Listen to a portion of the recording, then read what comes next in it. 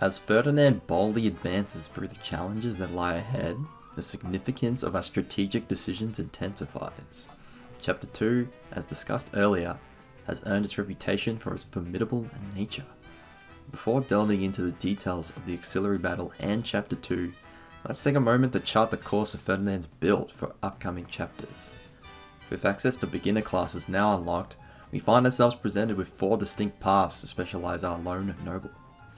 Excluding Monk, due to the focus on physical prowess, each basic class offers a unique utility. In this comprehensive analysis, we lay the foundation for Ferdinand's evolving build, anticipating the challenges and strategic considerations that lie ahead for the next few chapters before we reach level 10 and intermediate classes.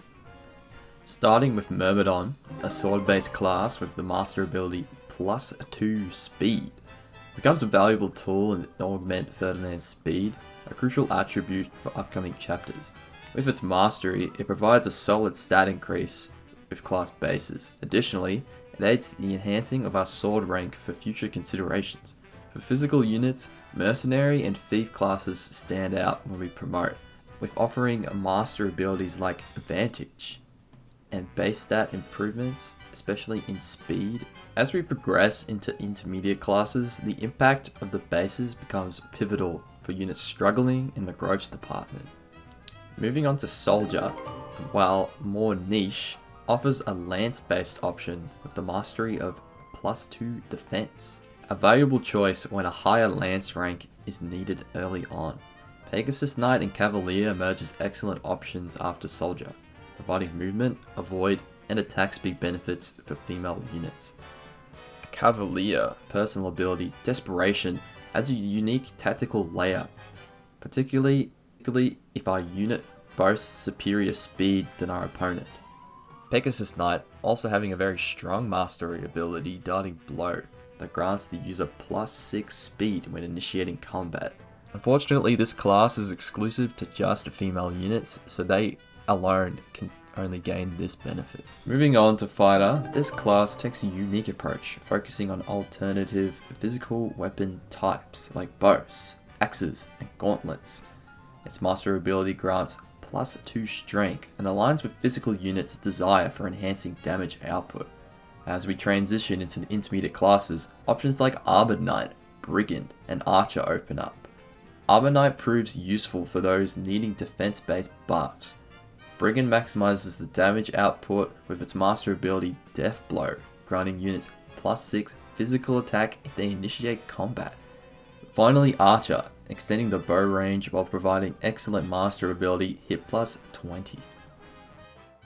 Now that I've covered the available classes, let's delve into the new mechanics introduced to Chapter 2. As we progress through the monastery quests, several exciting features become available.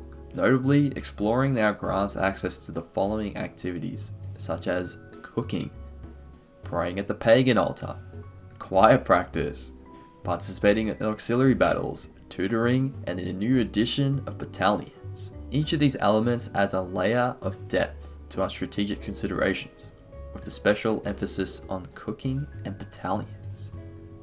Within the exploring sections, cooking stands out for providing significant stat boosts to our characters. Additionally, the Pagan Altar offers access to unique items like the elusive Devil's Axe, not easily obtainable in the early stages. Choir practice becomes a valuable means of increasing faith levels and support amongst our units. Auxiliary battles, tutoring sessions, and the introduction of battalions each bring their own strategic nuances to the forefront. Entering Chapter 2, I prioritize maximizing professor level gains whenever possible. Engaging in a bit of fishing, I secure a fish that unlocks a cooking recipe, granting my units +1 speed, an essential preparation for the upcoming auxiliary and chapter battle. I focus my activity points mostly on aiding the support ranks with Ferdinand and another character, Lorenz. Doing this with mealtime. As we progress further into the run, Lorenz and his use case will become more apparent, as he'll be playing a crucial role in assisting Ferdinand in the mid-game. To enhance our preparations, I set up some gardening for mixed herb seeds, anticipating their increased need in chapters ahead. I also like to take a moment to point out that I'm not going to delve into the mechanics of gardening just yet. Once we get more freedom to use our activities every week, instead of having forced things like the auxiliary battle and the seminar, I'll delve more into how gardening is going to become a crucial part of the run going forward. With the exploration phase concluded, we now shift our focus into the tutoring and goals. It should be important to note that anyone that doesn't have a role in our military will be set to flying as a goal as their default for the rest of their run. The only exceptions to this rule as follows are Caspar and Edelgard. I had Caspar trained in gauntlets in case I wanted a backup if Lorenz wasn't recruited in time for adjutant shenanigans. Edelgard is set to flying in lances to certify for Pegasus Knight. I do this so I can help increase her movement to get her out of the way in force deployed situations. And finally, the big man himself, Ferdinand von Eyre.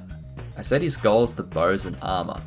Bows to gain access to curve shot for chapter 2, and heavy armor to help boost his rank to D for armored knight. I also put Edelgard and Ferdinand on Skywatch to help them both advance for their flying related classes later down the line. Now, let's delve into the forced auxiliary battle. Low level auxiliary battles are typically straightforward, with enemies being relatively easy to defeat. The key here is to maximize the time spent grinding. To prepare Ferdinand for chapter 2.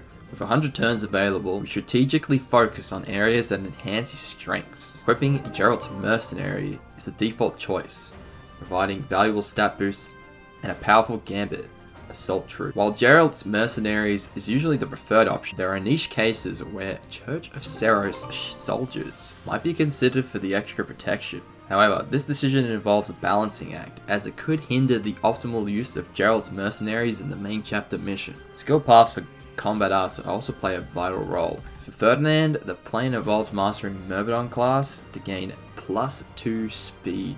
In combination with grinding for +2 speed, we're also going to advance Ferdinand's Lance rank.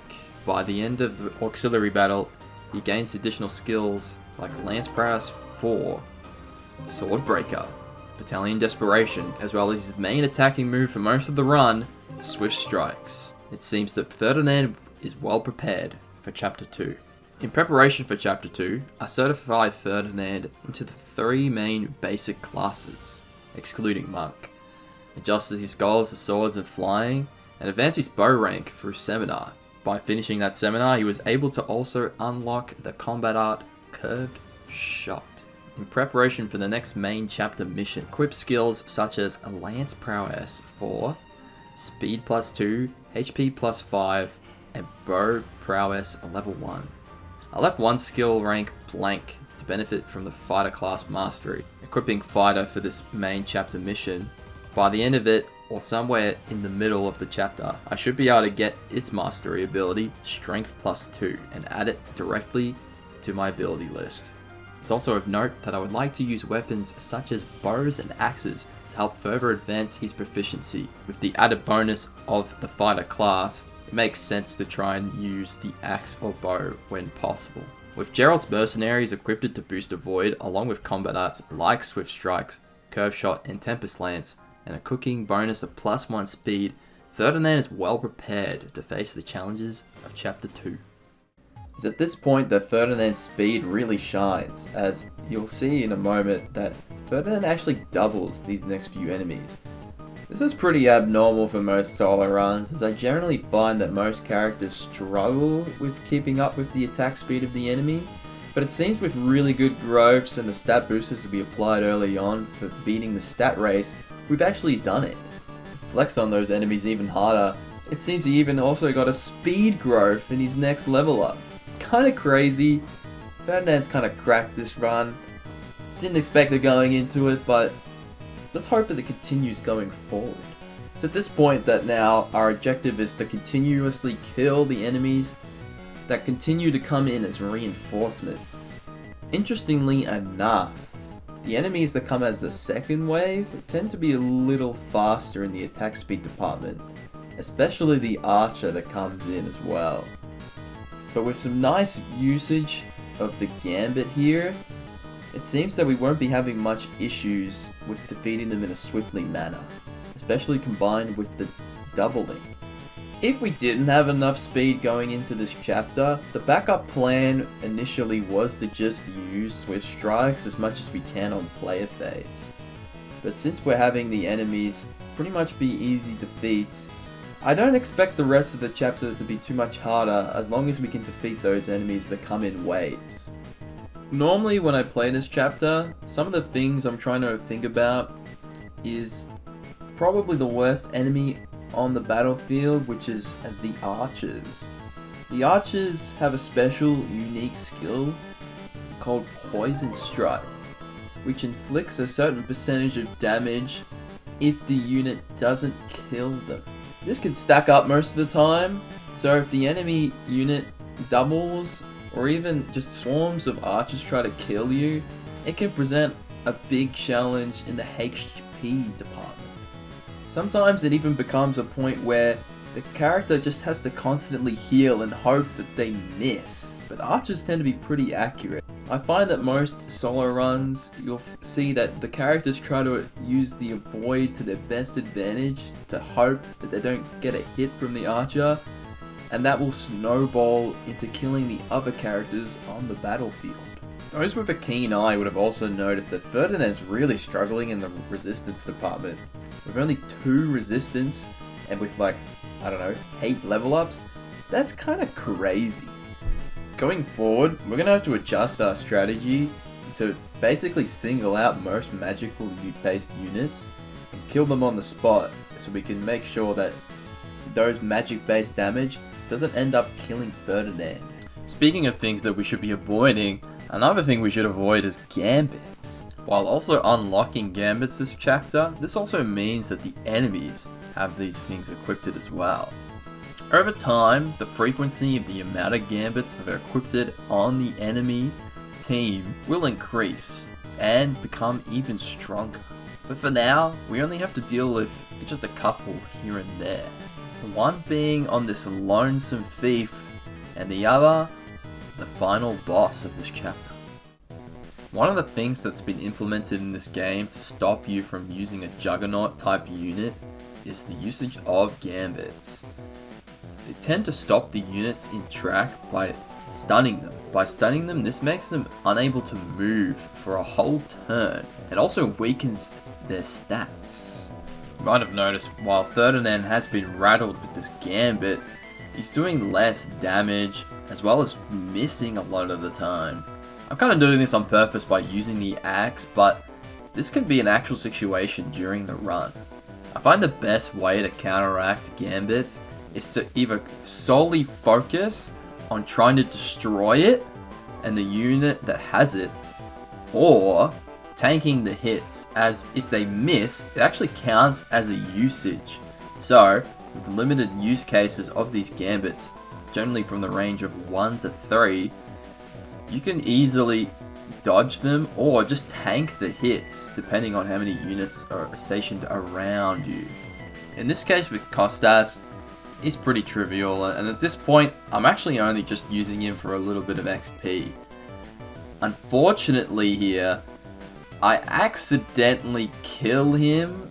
One thing to keep in mind, as we level up and gain bonuses to weapon types, we gain a little bit extra crit chance, and I had a small percent chance to crit him, and it just ended up happening.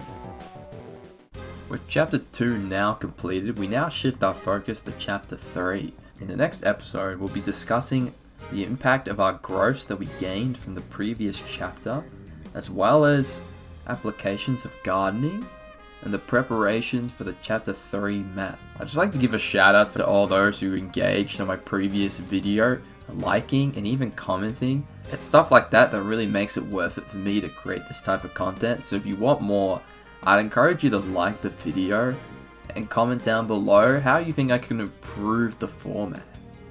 Thanks again, and I'll catch you guys later.